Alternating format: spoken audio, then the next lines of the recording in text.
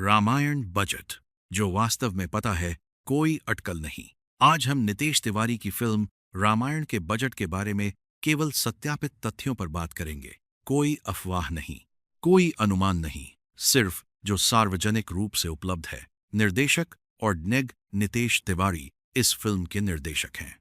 नेग visual effects company है जो इस फिल्म पर काम कर रही है। कोई सार्वजनिक प्रमाण नहीं है कि नितेश तिवारी का नेग में कोई स्वामित्व है। यह एक सामान्य निर्देशक वीएफएक्स स्टूडियो का कार्य संबंध है। नेग का मालिक कौन है? नेग मूल रूप से लंदन की कंपनी थी जिसका नाम डबल नेगेटिव था। इसकी स्थापना 1998 में हुई। 2014 में यह भारत की प्राइम फोकस के साथ विलय हो गई। आज प्राइम फोकस लिमिटेड, एक भारतीय लिस्टेड कंपनी, नेग की मुख्य होल्डिंग कंपनी का लगभग 88% हिस्सा रखती है। नामित मल्होत्रा के माध्यम से मल्होत्रा परिवार का प्राइम फोकस पर नियंत्रण है।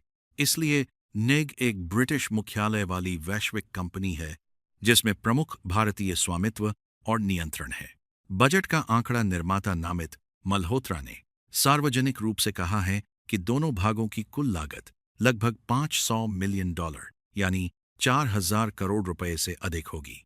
उनके अनुसार इस आंकड़े में production, visual effects, technology, music, localisation और ग्लोबल मार्केटिंग शामिल हैं। कुछ ट्रेड रिपोर्ट्स में शुद्ध प्रोडक्शन बजट कम बताया गया है। कोई ऑडिटेड प्रोजेक्ट विशिष्ट खाते सार्वजनिक नहीं किए गए हैं जो सार्वजनिक रूप से उपलब्ध नहीं है।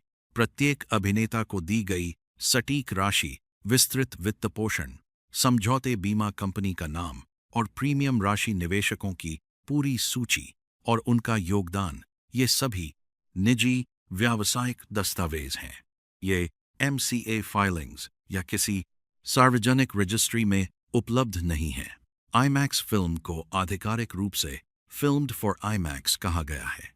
IMAX तकनीक शुरुआत से ही कैमरा टेस्टिंग और फ्रेमिंग में शामिल थी।